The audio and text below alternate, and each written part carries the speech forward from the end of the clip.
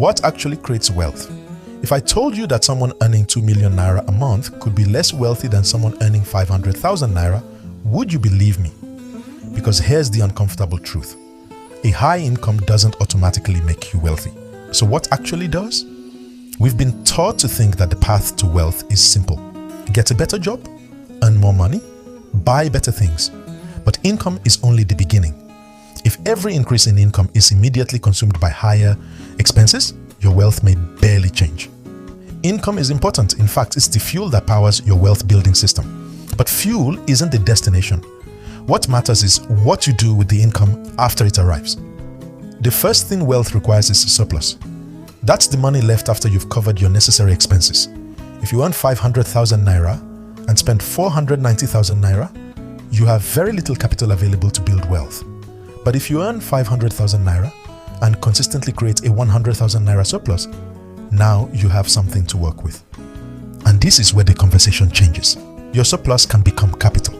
Capital is money that you can deploy towards something that has the potential to grow in value, generate income, or both. Instead of consuming every naira, you're giving some of your money a job beyond today. Then capital can be converted into assets, investments, businesses, property, equities, bonds, other productive assets. And this is one of the biggest differences between simply earning money and building wealth. Some assets can generate cash flow. A profitable business can generate income. A rental property can generate rent. Investments can produce dividends or interest. And as your assets grow, your financial position can become less dependent on your salary alone. This is where wealth begins to look very different from income. Wealth is not simply how much money enters your account every month. It's about what you own, what those assets are worth, what they can produce, and what you owe. In simple terms, your wealth is your financial position, not just your paycheck. And here's where it gets powerful. You don't just build assets once. You repeat the process. Income creates surplus. Surplus creates capital. Capital buys assets. Assets create growth and potentially cash flow.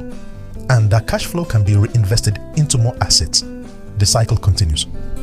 This is why two people with exactly the same income can end up in completely different financial positions.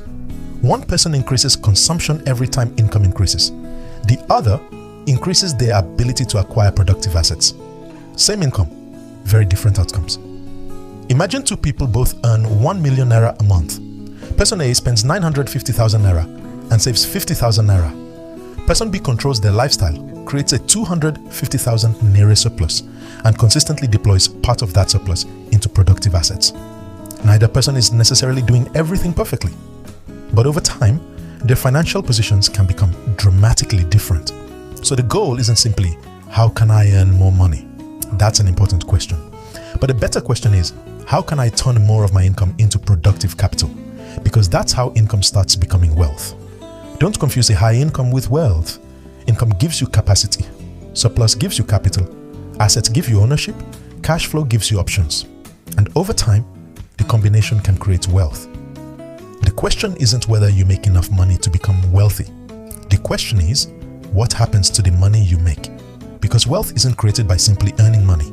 It's created by what you consistently do with it. And that's exactly what we're going to explore throughout this series.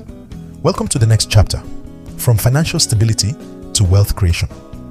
Follow this series as we break down how to turn income into capital, capital into assets, and assets into lasting wealth. Because managing your money is the foundation. Building wealth is the next level.